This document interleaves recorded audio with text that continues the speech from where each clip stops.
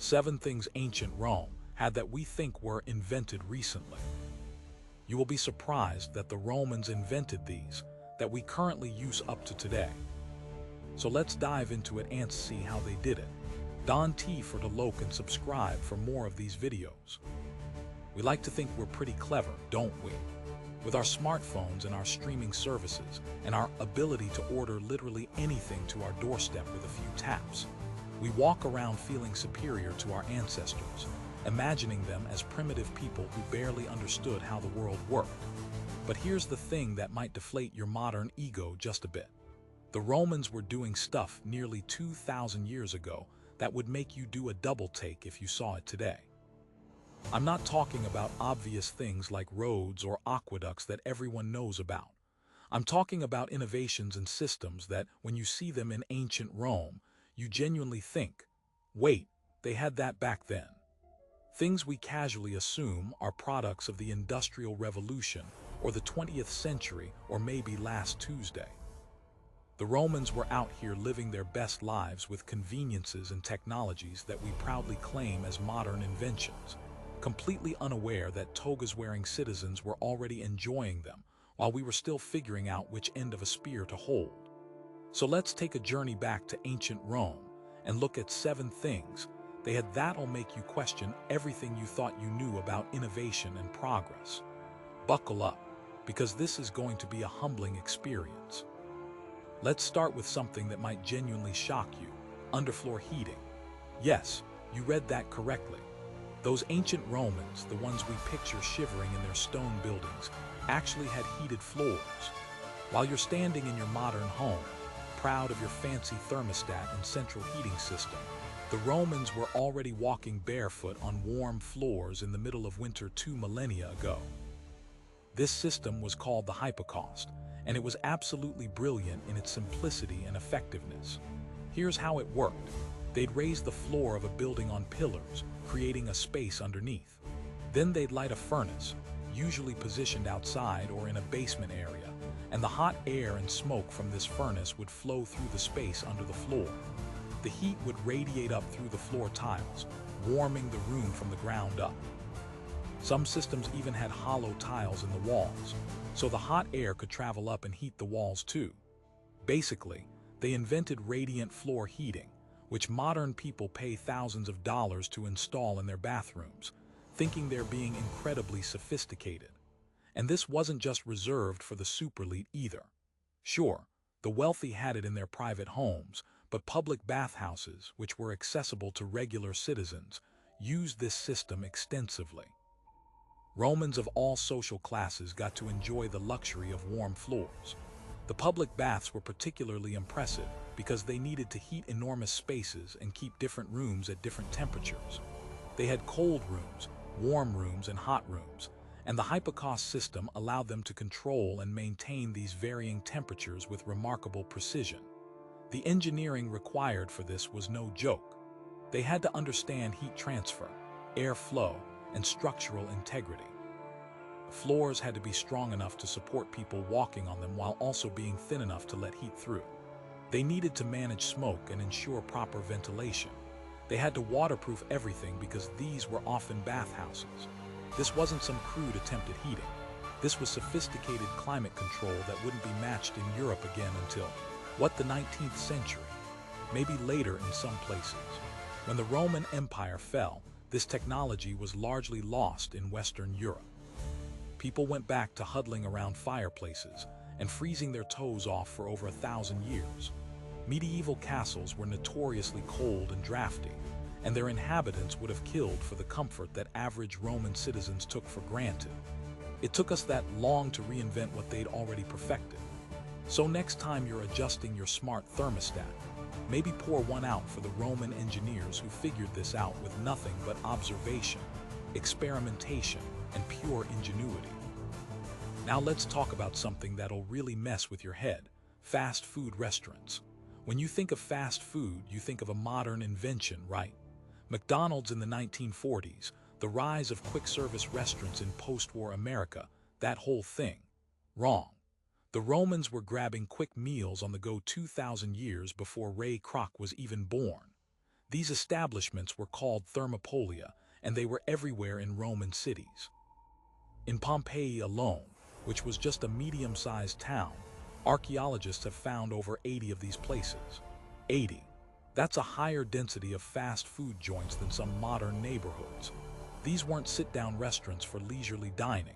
They were specifically designed for people to grab food quickly and either eat it standing up or take it away. Here's what made them remarkably similar to modern fast food places. They had a counter facing the street with large holes cut into it. In these holes, they'd set large pottery jars called dolia that contained different foods, kept warm and ready to serve. You'd walk up, point at what you wanted, they'd ladle it out into a bowl or wrap it up, you'd pay, and off you'd go. Sound familiar? It's basically the same concept as a modern fast food counter, just with different menu items. And why did Romans need fast food? For exactly the same reasons we do. Many Romans, especially in cities, lived in apartment buildings called insulae. These apartments often didn't have kitchens or had very limited cooking facilities because of fire risk. Cooking with open flames in wooden apartment buildings wasn't a great idea, as you might imagine. So regular people would get their meals from thermopolia. They'd grab breakfast on the way to work, pick up lunch during the day, get dinner on the way home. It was a routine that would be completely recognizable to any modern city dweller. The menu was different, obviously. Instead of burgers and fries, you might get lentil stew, chickpeas, fish, sausages, bread, olives, cheese, and wine. But the concept was identical: cheap, quick, convenient food for people on the go. They even had the ancient equivalent of combo meals, where you could get a portion of food and a cup of wine for a set price. These places were also social hubs, just like modern fast food restaurants or coffee shops. People would gather, chat, gossip, and conduct business. Some thermopolia had a back room with tables and benches for people who wanted to sit and socialize while they ate. The walls were often decorated with colorful frescoes and painted menus. Some even had crude advertisements or promotional messages painted on the outside. The really wild part is that when Pompeii was excavated, they found these thermopolia so well preserved that there was still food residue in the containers. Archaeologists could analyze what was being served on that fateful day in 79 AD when Mount Vesuvius erupted. They found traces of duck, goat, pig, fish, snails, and various grains and legumes. These places were serving a diverse menu to cater to different tastes and budgets, just like modern fast food chains do. So the next time you're in line at a fast food restaurant, feeling very 21st century with your quick meal, remember that a Roman citizen was doing essentially the same thing before the year 100 AD. The more things change, the more they stay the same. Let's move on to something that seems incredibly modern: apartment buildings. When you think of ancient housing, you probably picture either grand villas for the rich or simple huts for everyone else. But Rome had massive apartment complexes that would look right at home in any modern city. These buildings, the insulae I mentioned earlier, were multi-story structures that housed the bulk of Rome's urban population. We're not talking about quaint little two-story buildings either.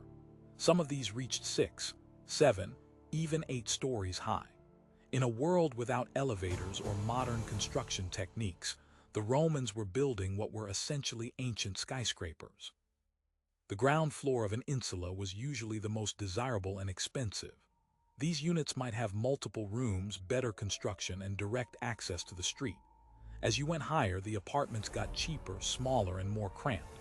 The top floors were the worst: tiny, hot in summer, cold in winter, and you had to climb a bunch of stairs to get to them. Sound familiar? This is the exact same pattern we see in modern apartment buildings, especially walk-ups. The penthouse concept of top floors being most desirable is actually a relatively recent invention made possible by elevators. Before that, humans have always considered higher floors less desirable because, well, stairs are annoying. At this point, if you find this information interesting, we ask that you like and subscribe for more of these videos. Thank you. Let's move on. These insulae were built to maximize profit, just like modern apartment buildings. Landlords would cram as many units as possible into the available space. The construction was often cheap and shoddy, especially for buildings housing the poor. Fire was a constant danger, which is why many units didn't have cooking facilities. Collapses weren't uncommon either. The Emperor Augustus actually had to set a height limit of about 70 feet for these buildings because they kept falling down and killing people. Regulations on building safety because of developer greed. That's not a modern problem. That's a 2,000-year-old problem. The similarities to modern apartment living are almost eerie. You had landlords who might own multiple buildings and were often absentee, collecting rent through property managers. You had noise complaints because walls were thin and you could hear your neighbors. You had issues with sanitation and garbage. Some buildings had communal toilets and water sources, while others required residents to use public facilities. The wealthy lived in spacious private homes with gardens, while the masses were stacked on top of each other in cramped conditions. Income inequality in housing reflected through architecture. The Romans wrote the book on it. At its peak, Rome had a population of over 1 million people, and most of them lived in these insulae. The city had to solve the same urban planning challenges that modern cities face. How do you house massive numbers of people in limited space? The Roman solution was vertical construction and dense urban housing, exactly what we do today with apartment buildings and high-rises. There were even ancient equivalents of modern amenities. Some nicer insulae had running water piped to the ground floor. There were shops and businesses on the ground floor, with residential units above, just like modern mixed-use buildings. Some buildings were built around a central courtyard, providing light and air to interior units. The Romans were grappling with and solving urban housing challenges that we think of as distinctly modern. When Rome fell and European cities shrank during the medieval period, this kind of dense, vertical urban housing largely disappeared. People went back to smaller-scale living. It wasn't until the Industrial Revolution and the growth of modern cities that we reinvented the apartment building, thinking we were being so innovative. No.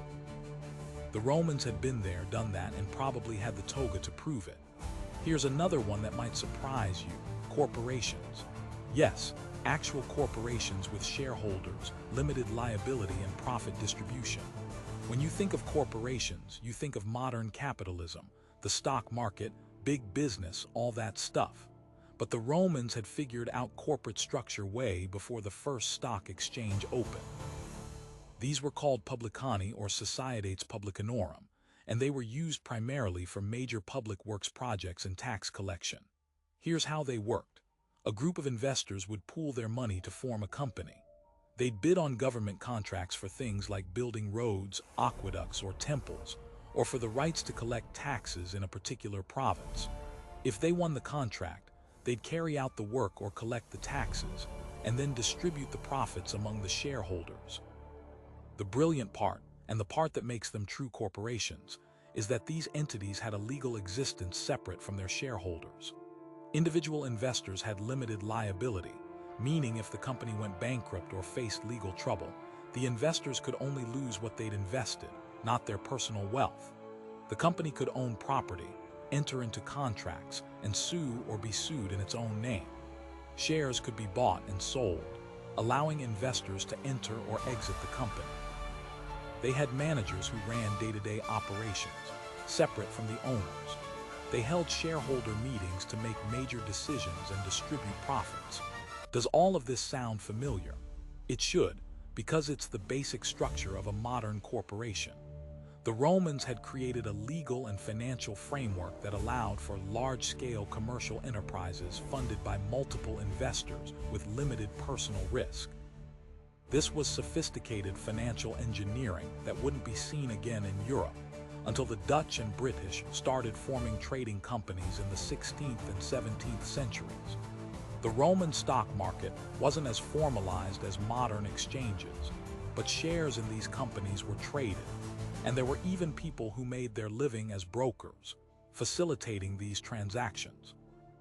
There were wealthy Romans who diversified their portfolios by investing in multiple publicani, spreading their risk across different ventures. There were speculative bubbles where shares in certain companies became overvalued. There were scandals involving insider trading and fraud. The more you learn about Roman corporate finance, the more it sounds like reading the business section of a modern newspaper. These corporations could be huge.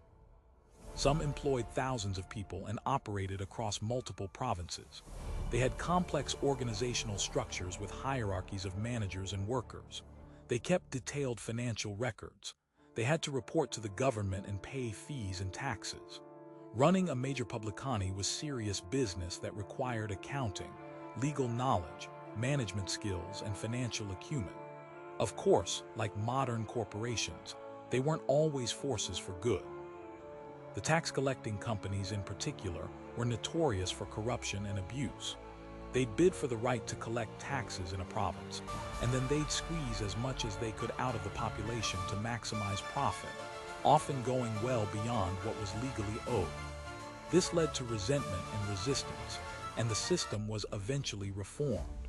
But the basic corporate structure survived and was used for various commercial purposes throughout Roman history. After the fall of Rome, this sophisticated corporate structure was largely lost. Medieval Europe had guilds and partnerships, but nothing with the scale, limited liability, and transferable shares of Roman corporations. We had to reinvent the whole thing over 1,000 years later, and we act like it was a revolutionary modern development. The Romans would have been amused. Let's talk about something that seems quintessentially modern: concrete. When you see a concrete building or sidewalk, you think of industrial construction, modern materials, contemporary architecture. But the Romans were pouring concrete structures 2,000 years ago, and in some ways, their concrete was actually better than what we use today. Roman concrete, or opus caementicium, was used to build some of the most impressive and enduring structures in history. The Pantheon in Rome, with its massive unreinforced concrete dome, has stood for nearly 2,000 years and is still the largest unreinforced concrete dome in the world. The Colosseum, Roman harbors, aqueducts, roads, bridges, all made extensive use of concrete. This wasn't primitive stuff. This was advanced building material that allowed for architectural achievements that wouldn't be matched for centuries. The Roman recipe was different from modern concrete, and in some ways superior. They made it from volcanic ash, lime, and seawater, along with rocks and broken pottery as aggregate. When this mixture hardened, it created a material that was incredibly strong and durable. But here's the really impressive part. Roman concrete actually gets stronger over time, especially when exposed to seawater. Modern concrete, in contrast, degrades over time, particularly in marine environments. Scientists have studied Roman concrete to figure out why it's so durable. They've found that the volcanic ash they used reacts with seawater to create new minerals that fill in cracks and make the structure stronger. It's a self-healing concrete that becomes more robust as it ages. Modern marine concrete structures are lucky to last 50 years before needing major repairs. Roman harbor installations are still standing after 2 millennia. We've literally gone backward in this technology. The Romans used concrete to revolutionize architecture. Before concrete, large buildings had to rely on post and lintel construction or arches made of precisely cut stone. Concrete allowed for much more flexibility and creativity. You could create large interior spaces without columns, build massive domes, construct complex curved shapes. The architectural possibilities expanded dramatically. They also understood that different applications required different formulations. They had different recipes for underwater construction versus above-ground buildings. They knew how to create lighter concrete for upper stories and domes by using different aggregate materials like pumice. They understood curing times and how to build formwork.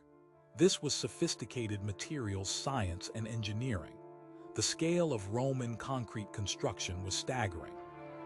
The Pantheon's dome is over 140 feet in diameter and was the largest dome in the world for over 1,300 years. It's still the largest unreinforced concrete dome ever built.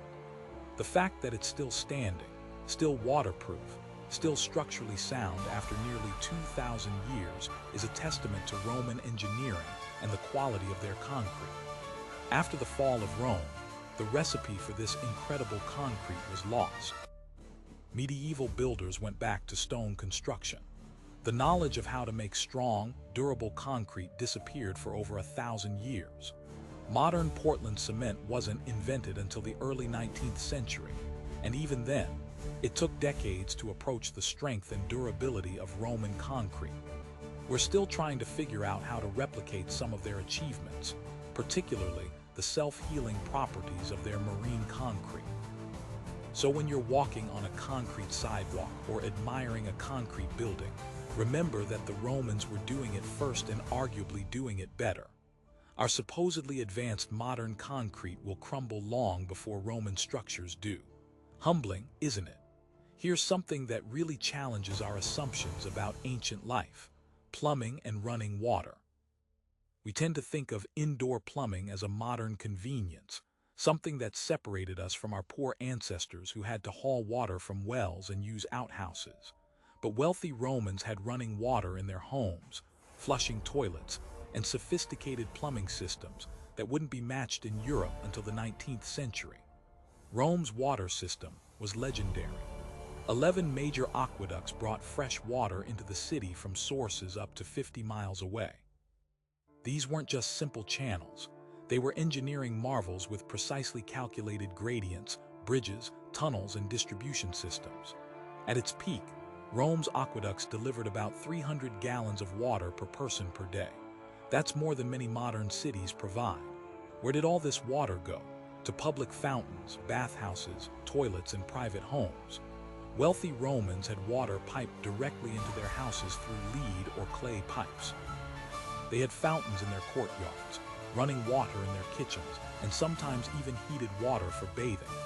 They had toilets that flushed with running water, connected to sewer systems that carried waste away. The Cloaca Maxima, Rome's main sewer, is still in use today, over 2,000 years after it was built. That's infrastructure longevity. The public bathhouses were particularly impressive. These massive complexes had hot and cold pools, steam rooms, exercise areas, and gardens. The water systems required to fill these pools, heat the water, and maintain proper flow were incredibly sophisticated. They had to bring in fresh water, heat it using the hypocaust system we talked about earlier, circulate it through different pools at different temperatures, and then drain it away through sewers. This required understanding of hydraulics, thermodynamics, and engineering that was truly advanced. Even public toilets were impressive. Roman cities had public latrines with rows of seats over a channel of running water that constantly flushed waste away. These were social places where people would sit and chat while doing their business. Privacy wasn't really a Roman concern, apparently, but the sanitation system was effective. The Romans understood water pressure, siphons, valves, and flow control. They built water towers to create pressure for distribution. They had settling tanks to filter water. They used different pipe materials for different applications. They knew how to prevent backflow and contamination. This was sophisticated hydraulic engineering. Of course, not everyone had access to these luxuries. Poor Romans living in insulae usually didn't have running water in their apartments. They'd get water from public fountains and use public toilets or chamber pots. But the fact that the technology existed and was widely implemented for public use puts Rome far ahead of most cities throughout history. When Rome fell, much of this infrastructure was destroyed or fell into disrepair. Medieval European cities went back to wells, water carriers, and throwing waste in the streets. Cholera and other waterborne diseases became major killers. It took over 1,000 years for European cities to rebuild water and sewer systems that approached Roman standards. London didn't have a comprehensive sewer system until the 1860s. Paris wasn't much better. These cities were dealing with sanitation problems in the 19th century that Rome had solved in the 1st century AD. Modern indoor plumbing started becoming common in the late 19th and early 20th centuries, and people thought they were living in an age of unprecedented luxury and hygiene. But a wealthy Roman from 100 AD would have found the plumbing in their home quite familiar, and might have even been unimpressed by the lack of a nice bathhouse complex nearby.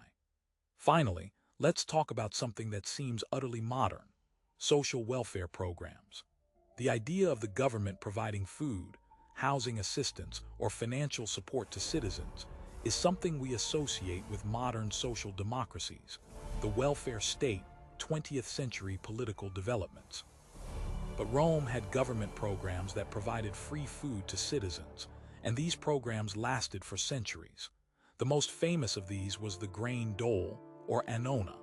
Starting in the late Republic and continuing through the Empire, the Roman government distributed free grain to Roman citizens. At its peak, this program fed about 200,000 people, roughly a fifth of Rome's population. Every month, eligible citizens could go to distribution points and receive a ration of grain, enough to feed a family. Later, this was expanded to include free olive oil, wine, and even pork. This wasn't charity in the modern sense. Romans saw it as a right of citizenship. If you were a Roman citizen living in Rome, you were entitled to this grain. It wasn't means-tested. Wealthy citizens could claim it too, though many didn't bother. The purpose was partly humanitarian, keeping people from starving, but also political and practical. A well-fed population was less likely to riot. Keeping grain prices stable and food available prevented social unrest. It was also a way for politicians to gain popularity and support. The logistics of this program were staggering. The government had to import massive amounts of grain, primarily from Egypt and North Africa. They had to transport it across the Mediterranean, store it in warehouses, process it, and distribute it efficiently to thousands of people. This required a sophisticated bureaucracy, infrastructure, and supply chain management. They had government officials whose entire job was managing the grain supply. They had huge warehouses and port facilities.